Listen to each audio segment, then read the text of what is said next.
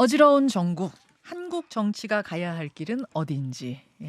이제 한 달여 앞으로 다가온 22대 국회의원 총선거 표심은 어디로 향하고 있는지 원로의 해안을 구하는 시간입니다. 스페셜 월간 윤여준 전 장관 나오셨습니다. 어서 안녕하세요. 오십시오. 오래간만입니다. 오늘도 멀리서 오냐 고생하셨죠. 아유 뭐 편하게 왔습니다.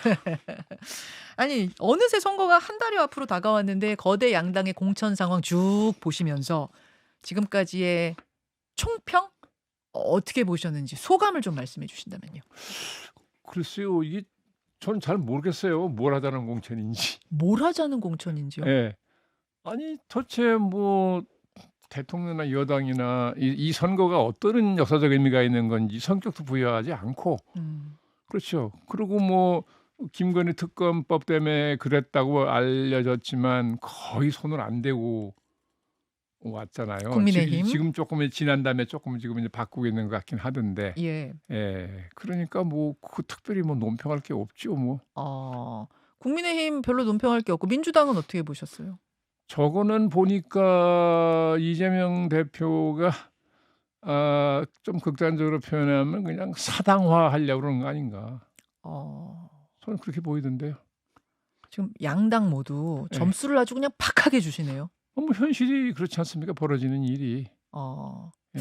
자, 알겠습니다. 일단 한마디 논평을 지금 양당 모두 해주셨고 따로따로 좀 볼게요. 따로따로 좀 들여다보겠습니다. 우선 어젯밤에 경선 결과가 쏟아져 나온 곳, 거기가 민주당이기 때문에 민주당 상황부터 좀 보겠습니다. 20곳의 경선 결과가 한 번에 발표가 됐는데 현역 8명 탈락. 뭐 현역 의원이 탈락할 수 있죠. 근데 이게 대부분 비명계 인사 지역구이다 보니까 이게 이제 특이점이 됩니다. 그중에 몇몇은 하위 20% 평가를 받았다고 스스로 밝혔던 그분들 지역구예요. 아마 감점의 벽을 넘지 못한 게 아니냐 지금 그런 분석이 나오고 있는데 어젯밤 결과는 어떻게 보셨습니까? 글쎄 뭐 선거 제도를 어떻게 만들었든 어떻게 운영하든 음. 이재명 대표의 속생각은 드러난 거 아니에요? 속생각이요. 그러니까 왜냐하면 이제 자기 친위 세력화하겠다는 거잖아요, 당을. 목적이 왜 그러는지는 뭐 자기 사법 처리에 대한 대응 때문에 그렇다고도 그러고 뭐 여러 가지 해석이 있지만 어찌 됐든 지금 보면 저게 민주당이라는 게 굉장히 장구한 역사를 가진 한국 민주화에서 빼놓을 수 없는 그죠? 역할을 했던 물론이죠. 정당이잖아요. 예. 거기 얼마나 많은 훌륭한 정치인들을 또 배출했습니까? 그럼요. 그런 당을 맡은 사람치고는 저렇게 공천해도 되나? 예. 아니 지금 민주당에서는 혁신 공천이고 주류가 자기들은 물론 그렇게 혁신 공천이라고 하겠죠. 명분을 내세우겠으나 예. 뭘 어떻게 혁신한다는 거예요, 그럼? 그럼 얘기를 해야죠. 그럼 무슨 폐단이 있어서 어떻게 고치려고 그런다. 근데 거기 맞는 사람이 이런 사람들이다 하면 뭐 모르겠어요. 뭐 그런 설명도 없잖아요. 그러니까 전부 그냥 자기 친위 세력화한다 이렇게 보는 거잖아요, 지금. 민주당의 전통으로 봐도 정말 저건 불행한 일이에요.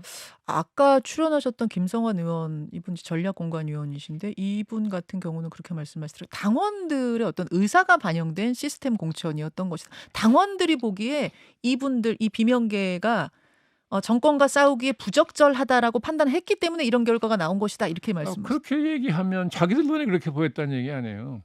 반대쪽으로도 다른 얘기 할 거리요? 네. 아니 객관적으로 봐도 예. 그러면 뭐 공천 심사 기준을 명백하게 밝히고 어떻게 하든지 그것도 아니잖아요. 지금 뭐 공천 탈락시킨 사람 설명도 잘 안 한다는 거 아니에요? 그럼 공당의 그 공천은 그렇게 하면 안 되죠. 알겠습니다. 이분들 어쨌든 그 어젯밤에 발표된 그분들 탈락한 분들 경선에 임했기 때문에 이제는 뭐 탈당을 한다고 한들 동일 지역구에 출마는 불가능합니다. 그래서 이제는 수용하는 것 외에는 뾰족한 대안은 없어 보여요. 그렇죠. 그래서 공천 파동 뭐 이렇게 갈 것 같지는 않죠, 분위기가. 그렇겠죠. 예. 예. 본선거판 들어가면 다음 스테이지로 넘어가면 이거 아마 잠잠해질 거다. 이 부분은 어떻게 보세요? 아니 뭐 그렇겠죠. 왜냐하면 자기들이 경선에 참여를 했고 그 경선 과정에서 무슨 뭐 부정이 있다거나 그런 것이 아닌다며야 그 결과에 승복 안 하기가 딱하잖아요. 예. 지금 민주당의 지지율 지지율 추세도 별로 좋지 않은데 이것도 다음 스테이지 넘어가면 좀 극복될 거다. 이건 어떻게 보세요? 그거는 장담하기 어렵지 않나요? 네, 지금 그 이재명 대표가 어떤 명분으로 저렇게 공천을 하든 예. 일반 국민이 보는 시각은 이 대표하고 생각이 많이 다를 수 있다고 저는 보고 뭐 고정 지지층은 있겠으나 예. 총선거 전체에는 저게 반드시 긍정적인 영향을 줄 것인가 저는 그렇게 장담하기는 어렵지 않나 싶은데요. 그 정권 심판론이 그 물밑에 지금 여전히 거대하게 흐르고 있고 요것이 본선 대진표 다 짜지고 나면은 수면 위로 올라올 거라는 이런 관측을 막 기대하고 있는 것 같아요. 글쎄요. 윤석열 대통령이 지금 뭐 취임 이래 거의 뭐 30%대 지지율로 가지고 왔으니까 그러니까 그렇게만 보면 뭐 민주당이 어떻게 공천하든 쉽게 이길 수 있다고 생각할 수도 있겠죠. 그러나 막상 이게 대통령 선거하고 달라서 국회의원 선거는 또 그 지역의 사정이라는 게 있고 후보의 지역 기반이라는 게 있잖아요. 어허. 네, 그렇게 보면 민주당이 그렇게 선거 결과 낙관하기 어려울 거라고 보는데요, 저는. 그렇게 보세요. 네. 최근 여론조사 한번 보겠습니다. 최근에 발표된 여론조사 가운데 YTN이 엠브레인 퍼블릭에 의뢰해서 무선전화 면접 방식으로 3월 3일과 4일 양일간 조사를 한 건데 지역구는 어느 당 후보에게 투표할 겁니까? 이렇게 물었더니 민주당 39%, 국민의힘 35% 이렇게 나왔습니다. 근데 공천 과정에 대한 평가를 물었더니 국민의힘 공천에 대해서는 긍정 44, 부정 37. 민주당 공천에 대해서는 긍정 33, 부정 50 이렇게 나왔어요. 이렇다 보니까 총선은 그러면 누가 이길 것 같습니까? 이렇게 질문을 던졌더니 이거는 당신 누구 뽑겠습니까? 하고는 다른 거잖아요. 누가 이길 것 같습니까? 이렇게 질문을 던졌더니 국민의힘이 다수 의석 차지할 것이다가 29%, 2주 만에 3%포인트 올랐고요. 민주당이 다수 의석 차지할 것이다가 28%로 3%포인트 내렸습니다. 그러니까 지금 뭐 공천 과정에서는 민주당 실점이 지금까지는 좀 더 크다는 거를 이 지표만 봐도 알 수가 있는데 그러면 국민의힘은 지금까지는 조용하게 실점 없이 왔다는 얘기인데 계속 이럴 것이냐? 어떻게 보세요? 계속 이렇다는 게 뭐가 이렇다는 거예요? 계속 이렇게 조용하게 실점 없이 끝낼 것이냐? 아니면 민주당이 지금 말하는 것처럼 국민의힘은 이제 시작이냐? 어떻게 보세요? 아니 글쎄요. 뭐 국민의힘은 이제 그 김건희 특별법인가요? 특검법인가? 김건희 여사 특검법. 김건희 여사를 참 넣어야 된다. 여사 좀 넣어야 된다. 예, 넣어야 된다. 그거 이제 통과 걸려 있으니까 많이 그것 때문에 많이 못 바꿨다는 거 아니에요. 그리고 지금 와서 지난 다음에 이제 지금 와서 좀 많이 공천을 바꾸는 것 같아요. 그렇게 보고 있죠, 다들. 같은데 글쎄요. 근데 지금 여론조사는 그거 여론조사 자체를 신뢰 안 한다는 게 아니라 막상 그 투표를 해보면 안 맞는 경우가 많죠. 우선 투표율이 어떨지도 지금 잘 모르는 거 아닙니까? 그러니까 투표율도 상당히 전체 판세에 영향을 줄 거고 그래서 지금 뭐라고 장담하기는 피치가 어려울걸요. 제 말씀은 지금 공천 과정이 아직 좀 남아 있잖아요. 근데 어제 같은 경우에 보면은 홍석준 의원, 유경준 의원, 안병길 의원 이런 분들이 TK, 강남, 뭐 울산 이런 데서 컷오프가 되면서 반발 기자회견을 열고 그랬습니다. 이런 움직임들을 좀 어떻게 보시는가 궁금해서요. 저는 근데 그분들 참 미안한 말씀인데 제가 뭐 요새는 뭐 정치권에서 별로 관심이 없어 그렇기도 하지만 저는 이번에 탈락한 지금 말씀하신 그분들이 그 성함이 굉장히 생소하게 들려요. 아 그러세요? 이분들 유명한 분들이신데 유경준 모르겠습니다. 하여간. 뭐 개인적으로 그러실 수 있죠. 어차피 그 지역이 국민의힘 입장에서는 사람을 바꿔도 안전하다고 보는 지역이잖아요. 그렇죠. 그러니까 별로 걱정 안 하고 바꿨겠죠. 이 지금 이제 반발의 목소리가 나오고는 있지만 이게 어떤 공천 파동이나 뭐 공천 파열음 이렇게까지 그렇게까지는 안 갈 겁니다. 왜냐하면 여당은 여러 가지 또 방법이 있어요. 뭐 국회의원 공천은 뭐 안 줬더라도 뭐 다른 대안도 마련할 수 있는 그죠? 그 능력과 여건이 되는 거잖아요. 여건은. 기관장짜리 뭐 이런 것들. 그다음에 또 뭐 다른 힘 수단도 있고 그러니까 여당은 그거 크게 걱정 안 할 거예요. 그래요. 특히 이제 주목이 어제 된 곳이 어디냐면은 대구 달서갑에 박근혜 전 대통령의 복심으로 불리는 최측근 중에 최측근이죠. 유영아 변호사가 단수 공천된 이 케이스입니다. 그 지역의 현역이 홍석준 의원인데 홍석준 의원은 이거는 박 전 대통령과의 관계를 고려한 정무적 판단이 개입된 거다. 강력하게 반발하고 있습니다. 여기는 어떻게 보세요? 유영아 변호사 공천. 누가 와도 그렇게 보이는 거 아닙니까 그거야. 그분의 그 지적이 옳은 지적 아닌가요? 저도 그렇게 보고 굉장히 어허. 많은 사람이 그렇게 볼걸요. 예. 윤 음. 대통령이 왜 그럼 그렇게 그 박근혜 대통령에 대한 배려를 해야 되느냐 음. 하는 그 사정이야 뭐 있겠죠. 어떤 아니 사정일까요? 모르겠어요. 두 분 사이에 뭐 관계도 있을 수 있고 뭐 여러 가지 정치적 고려도 있을 예. 수 있는데 예 예. 예. 모르겠습니다. 대구라는 지역은 뭐 어차피 박근혜 대통령 전 대통령 인기도 뭐 아직도 많이 살아있는 지역이고 그렇죠. 또 뭐 이 국민의힘 절대적으로 지지하는 곳이니까 네. 당선에는 아무 문제가 없긴 한데 글쎄요. 그게 뭐 그분이 그 변호사 그분이 뭐 얼마나 오래전부터 정치의 뜻을 두고 뭐 했는지는 모르겠으나 박근혜 대통령의 변호를 했다는 것만으로 공천을 받은 것처럼 비춰지는 건 저는 그거는 박근혜 전 대통령으로 해서도 바람직스럽지 않다고 봐요. 그 정영환 공관위원장은 이제 여기서 이렇게 홍석준 의원이 강하게 반발을 하자 유영하 변호사 지지율이 너무 높아서 그러니까 차이가 너무 커서 뭐 그럴 단수 공천 줄 그럴 수 수밖에 있죠. 없었다라고 얘기를 하던데 근데 이제 일각에서는 그럼에도 불구하고 이게 또 박근혜 전 대통령 때문에 이런 거 아니야? 뭐 이런저런 잡음이 있을 수 있으니 경선 치렀어야 되는 거 아니냐 깔끔하게 그쵸. 이 얘기도 명분을 하거든요. 그렇게 잡아서 했으면 뭐 자연히 그렇게 지지도가 높으면 뭐 경선에도 충분히 됐을 거 아닙니까? 그렇죠. 그럼 경선하면 훨씬 더 떳떳했겠죠. 그 좀 이 부분에 있어서는 전략적으로 이 관리가 그럼요. 잘 안 된 거 아니냐? 뭐 그 모르겠습니다. 박근혜 대통령에 대한 예우 차원에서 아 경선도 안 치렀다? 안 차렸다고 볼 수도 있고 어. 모르겠어요. 전 뭐 잘 모르겠는데 어허. 그 여론조사를 또 어떻게 했냐 봐야 되는데 뭐 그 지역은 어차피 뭐 공천지면 당선되는 지역이고 그러니까요. 박근혜 대통령 전 대통령에 대한 지지도가 높은 데니까 뭐 큰 변화는 없었겠죠. 뭐 해도 그러나 그런 과정을 밟는 거하고 안 밟는 거하고는 차이가 있죠. 그 탄핵의 강의 이미지가 이것으로 인해서 뭐 좀 더 부활할 것이냐, 뭐 그 정도는 아니냐, 어떻게 보세요? 탄핵 이미지가 부활한다는 게 구체적으로 무슨 뜻입니까? 다시 탄핵의 강으로 뭐 걸어 들어간다, 뭐 조국의 강으로 걸어 들어간다. 어제부터 그 얘기 많이 나오잖아요. 뭐 그렇진 않겠죠. 그렇게까지는 보지 않으십니까? 네. 그 민주당도 사실은 비슷한 고민이 있거든요. 어제부터 나오는 탄핵의 강, 조국의 강. 그러니까 조국의 강 건넜다고 지난 대선에서 그렇게 얘기를 했는데 용서도 구하고 조국혁신당의 비례 지지율이 상당히 높이 나오면서 지금 연대 비슷한 제스처들을 하고 있는 상황. 그렇더라고요. 예. 그러면 민주당에 대한 실망 때문에 그런 일이 벌어졌겠죠. 뭐 조국 그냥 호칭이 뭐죠? 조국 대표입니다. 조국 대표지 예. 당에 생겼으니까. 예, 예. 예. 조국 대표 출마할 생각한 것도 그런 걸 고려했을 것이고요. 네. 민주당에 대한 지지가 압도적이었으면 뭐 굳이 그런 생각했을까요?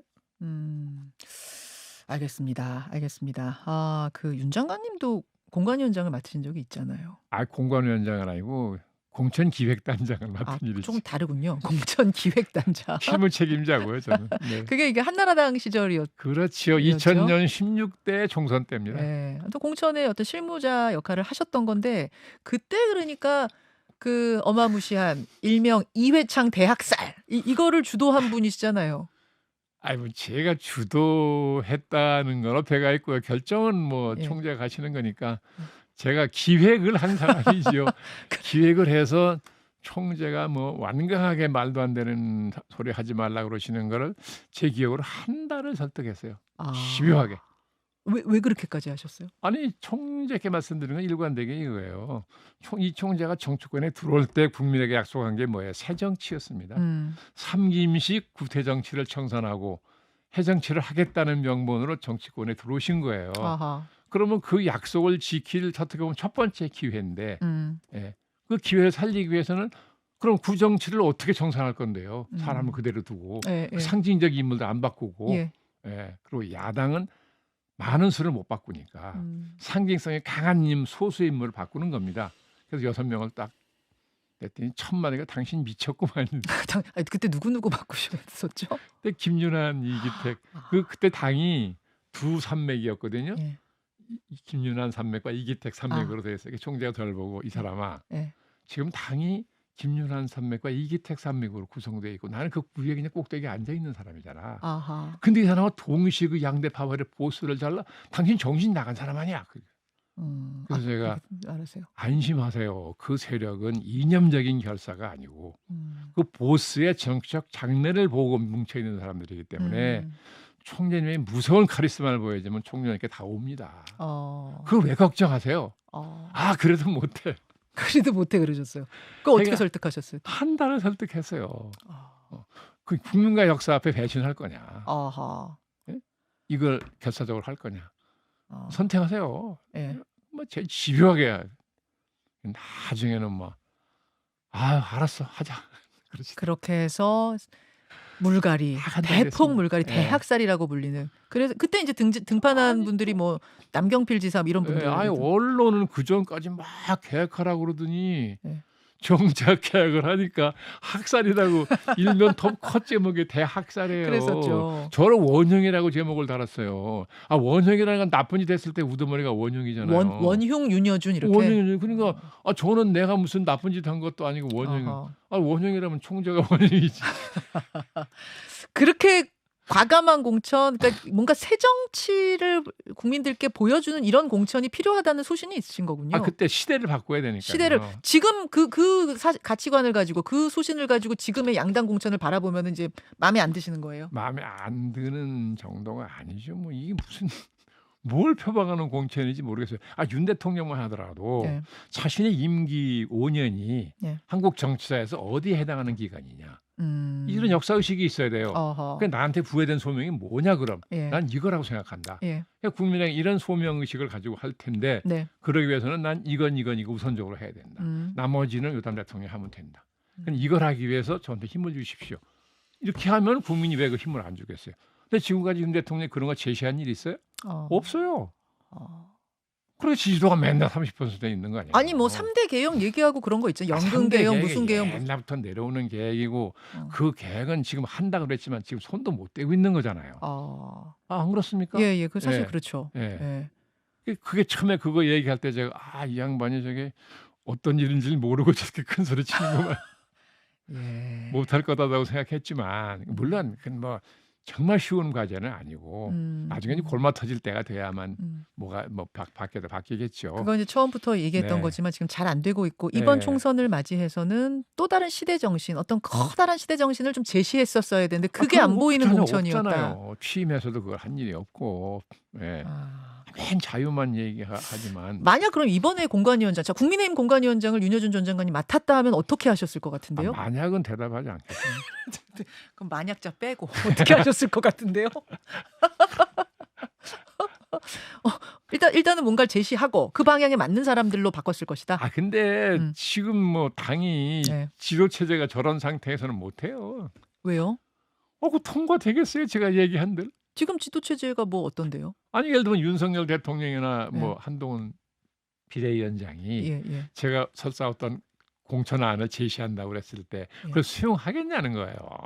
그러니까 그건 부질없는 얘기입니다. 알겠습니다. 그렇게 내다보고 계시는군요.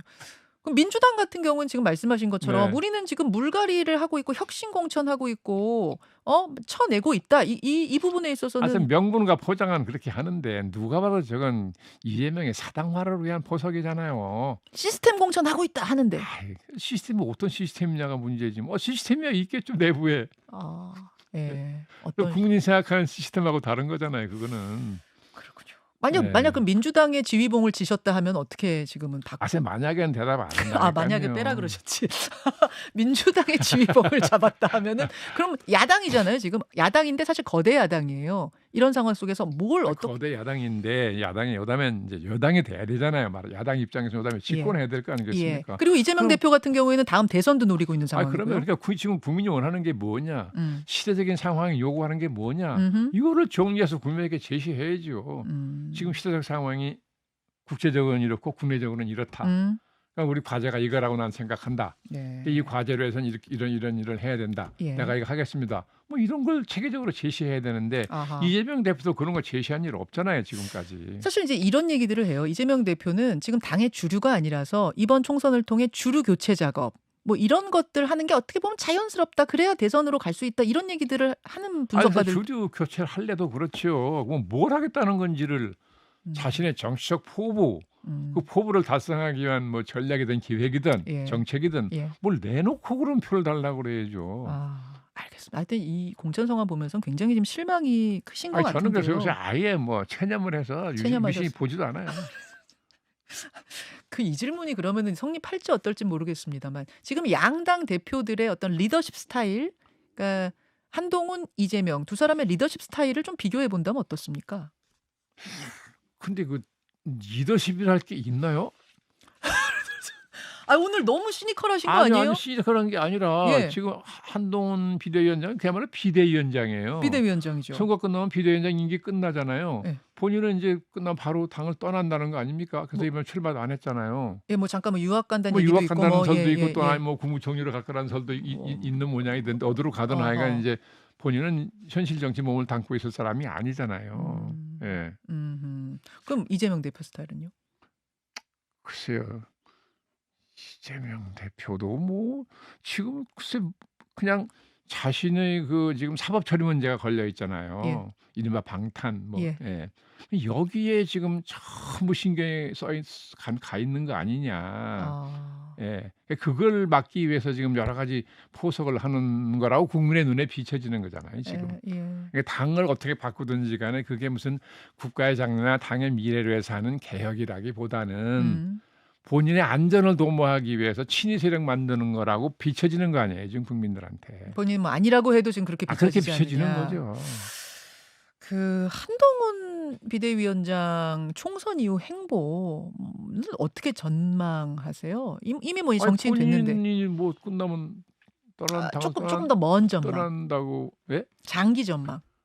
장기 예, 전망은 하게 달렸죠. 뭐 이번에 한동훈 대표 이제 비대위원장은 어쨌거나 국민들한테 굉장히 좋은 인식을 심어줬잖아요. 우선 용모도 정치인들하고 많이 다르고 언어가 달라요. 어, 완전히 다르죠. 정치적인 기성 정치인들하고 화법이 달라요. 아니 근데 비대위원장 되고 나서는 그래도 여의도 사투리 많이 쓴다 이런 얘기 듣지 이게 않았어요? 어느 정도 약간은 적응을 하는 거지만, 예, 예, 네, 그러나 본인 그 특유의 논리도 있고 어, 그 짤막짤막하게 명쾌하게 본인 생각을 얘기하는 게 기성 정치인하고 참 다르잖아요. 아하, 그런 것이 국민들한테 상당히 참신하게 어필했던 것 같아요. 뭐 당연히 어, 그렇겠죠. 근데 어, 그 이상의 자질은 아직 안 보여준 것이고, 그러니까 어, 본인도 이왕 들어서 비대위원장을 했으면 예, 먼저 정치적 야망을 저는 가졌다고 보는 것이고, 야망 음, 갖는 게 나쁜 건 아니죠. 음, 그러려면 이제는 빠져서 음, 어느 직책을 맡든 경험을 더 쌓아야 돼요. 경험을 더 쌓아야 쌓아야 됩니다. 된다. 지금까지는 자기 검찰밖에 더 있었어요. 그렇죠. 예. 그 검찰이라는 게 아시다시피 대한민국 검찰이라는 게 예, 좁고 두터운 성벽이잖아요. 예, 제가 예, 윤석열 대통령 후보로 나올 때도 그 얘기를 예, 했어요. 예, 예? 높고 두터운 음, 상명하복의 수직적 구조 속에서 음, 평생을 보낸 사람이 어떻게 민주공화국을 통치하냐. 음. 위험하다 이런 얘기를 해가지고 욕을 많청 먹었는데 그렇죠, 그렇죠. 예. 다양한 경력을 쌓는 그 과정이 한동훈 그렇죠. 장관한테 반드시 그러니까 필요하다. 민주주의 훈련을 민주주의 훈련. 공화주의 훈련을 좀 많이 더 해야 돼요. 한동훈 비대위원장은. 그러면 이번에 사실은 선거에 나와서 뭐 국회 경험이 좀을 쌓았어야 되는 건 아닌가요? 경질 계속할 생각이면? 근데 저는 이번에 안 나오는 걸 현명했다고 보는 거죠. 그래요. 윤 대통령하고 관계도 고려해야 될 것이고 어. 예. 일단은 정치권에서 빠져야 돼요. 아, 그렇습니까? 안 그러면 윤 대통령의 관계가 절대 원만하게 갈 수 없습니다. 그 얘기는 총선 후에 계속 정치권에 머무르게 안 되면 됩니다. 두 개의 태양이 떠버리는 두 그럼요. 개의 그건 권력 절대 그런 안 말씀이세요? 되고. 이게 좀 차기 권력이 되는데 차기 권력. 현재 임기가 절반 이상 남아 있는 현재 권력이 이걸 눈뜨고 볼 리가 없어요. 그럼 권력이라는 거는 예. 그는 세상에서 가장 강력한 마취제라고 그러잖아요. 마취제입니까? 예, 가장 강력한 마취제. 어떤 아편도 그보다 더 약하다는 거예요. 그렇군요. 그렇기 때문에 예. 예, 그 아끼는 한동훈이어도 안 됩니다. 두 개의 권력, 두 개의 태양은 용서할 이건 수. 용납이 안 돼요. 그렇기 때문에 이번에 불출마하고 이건 아주 빠져 있- 현명한 처신인 거죠. 이렇게 보시는 거군요. 이렇게 아하. 그 다음에 그럼 나중에 대선은 나올 거라고 보세요. 나중에 이제 막판 이제 대선. 저는 지금 같으면 가장 유력한 후보가 아닌가요? 예. 본인이 또 굳이 안 하려고 그럴 이유는 또 뭘까요? 아니 근데 지금 빠져 있어야 된다고 하셨으면. 빠져 있는 게 지금은 좋죠. 대통령 임기가 네. 3년 남았으니까요. 아니 근데 경험도 쌓아야 된다고 하셨잖아요. 그러면 언제 경험은 경험 다른 데 쌓아요? 가서 싸면 되죠. 딴데 세상 공부를 좀 더 하고. 아하. 이제 서민이 어떻게 사는지. 그동안 사실 뭐 서민의 애환을 알았겠어요? 알겠습니다. 좋은 학교 나와서 그죠? 고시 패스해가지고 예, 예. 예. 알겠습니다. 아우, 또 이렇게 요 이야기를 하시니까 굉장히 재밌어지는데 제3지대 얘기를 잠깐 하고 마칠 시간이 되나 모르겠습니다.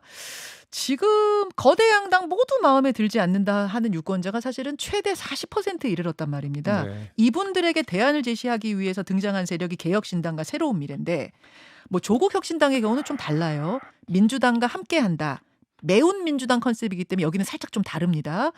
아무튼 양당 정치를 거부하는 제3지대 두 당 초반에는 분위기 되게 좋았는데 지금 지지율이 저조합니다. 그 저기 이준석 씨가 예. 하는 당 이름이 뭐죠? 개혁신당. 거기가 개혁신당이. 거기 개혁신당. 아예 한 당이 많으니까 이름이 헷갈려가지고. 근데 저는 예. 이준석 씨가 나가서 이렇게 새로운 당을 만들 때 굉장히 기대를 했어요. 무슨 기대냐? 예. 이제 기성 정치인 손잡지 말고 음. 순전히 젊은 사람들하고만 해라. 예? 어떤 미래 세대니까. 어허. 그래서 젊은 사람이 보는 세상을 어떻게 보는지도 얘기하고 예. 나라를 어떻게 바꿔야 된다고 생각하는지 얘기해서 예.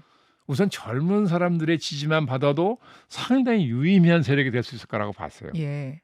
그리고 설사 뭐 교섭단체를 못 만든다 하더라도 장래를 생각하면 굉장히 세력 기반을 탄탄히 할 수 있을 거라고 보고 그렇게 하기를 기대했는데 또 뭐 이낙연 씨 나쁘게 봐서 그러는 게 아니고 세대가 다르잖아요. 세대. 거의 구정치인 아닙니까? 하는 걸 보고 제가 너무 실망을 해가지고 예. 그럼 저만 실망한 게 아닌가 봐요. 지지율가 그다음에 막 내려가대요. 저는 그게 중대한 패착이라고 보는 거예요. 이준석 대표의. 지금 얼마 안 남긴 했지만 만회할 뭔가 조언을 주신다. 아예 이제 늦었어요. 어이구. 유권자의 태도를 바꾸기에는 남은 시간이 너무 짧아요. 아이고. 이것도 이준석 대표 들으면 뭐라고 할지. 그건 뭐 뭐라고 궁금해지는- 할지는 모르겠습니다. 저는 그건 뭐 예, 제 그럼요. 생각만 개인 말씀드리는 개인 거니까. 생각이시니까. 네. 알겠습니다. 오늘은 여기까지 말씀 듣죠. 윤여준 전 장관님 고맙습니다. 수고하셨습니다.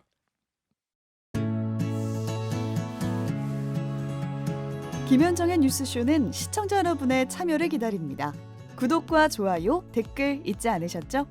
알림 설정을 해두시면 평일 아침 7시 20분 실시간 라이브도 참여하실 수 있습니다.